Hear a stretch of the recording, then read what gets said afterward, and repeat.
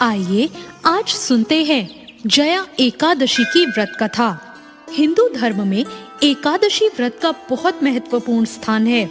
जया एकादशी के दिन पालनहार भगवान विष्णु और माँ लक्ष्मी की पूजा और व्रत किया जाता है। साधक इस दिन व्रत रखते हैं और उनसे सुख शांति का आशीर्वाद मांगते हैं। मान्यता है कि जया एकादशी व्रत में कथा का पाठ करने या सुनने से पूजा सफल होती है और घर में खुशियों का आगमन होता है।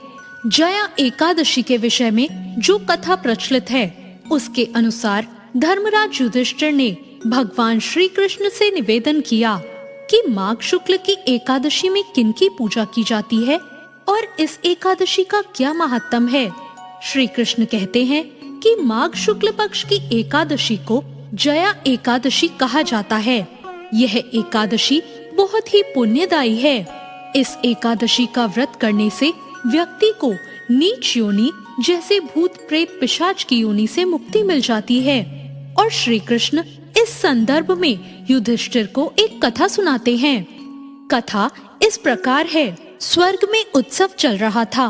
इसी उत्सव में सभी देवता, सिद्ध संत और दिव्य पुरुष विराजमान थे। उस समय गंधर्व गायन कर रहे थे और गंधर्व कन्याएं नृत्य प्रस्तुत कर रही थी। उस सभा में माल्यवान नाम का एक गंधर्व और पुष्पवती नाम की गंधर्व कन्या का नृत्य चल रहा था। इसी बीच पुष्पवती की नजर जैसे ही माल्यवान पर पड़ी, वो उससे मोहित हो गई और पुष्पवती सभा की मर्यादा को भूलकर ऐसा नृत्य करने लगी कि माल्यवान उसकी ओर आकर्षित हो गया और माल्यवान उस गंधर्व कन्या का आकर्षण देखकर अपना सुध-बुध खो बैठा और गायन की मर्यादा से भटककर, जिससे उसके सुर ताल ने उसका साथ छोड़ दिया। इंद्रदेव को ये देखकर क्रोध आ गया और उन्होंने पुष्पवती और माल्यवान को अमर्यादा कृत्य करने पर श्राप दे दिया कि अब तुम स्वर्ग से वंचित हो जाओगे और पृथ्वी पर निवास करोगे और तुम मृत्यु लोक में अति नीच यानी पिशाच योनि को प्राप्त होगे। इस श्राप से तत्काल ही वो दोनों पिशाच बन गए और हिमालय पर्वत पर एक वृक्ष के नीचे दोनों का निवास बन गया। यहाँ पिशाच योनि पर इन्होंने बहुत ही ज्यादा कष्ट भोगा। एक बार माघ शुक्ल पक्ष की एकादशी के दिन दोनों बहुत दुखी थे। उस दिन वो केवल फलाहार पे रहे। रात्रि के समय दोनों को बहुत ठंड लग रही थी, अतः दोनों रात भर बैठकर जागते रहे। ठंड के कारण दोनों की मृत्यु हो गई और अनजाने में ही जया एकादशी का व्रत हो गया। और ऐसा हो जाने से दोनों को पिशाच योनि से मुक्ति मिल गई।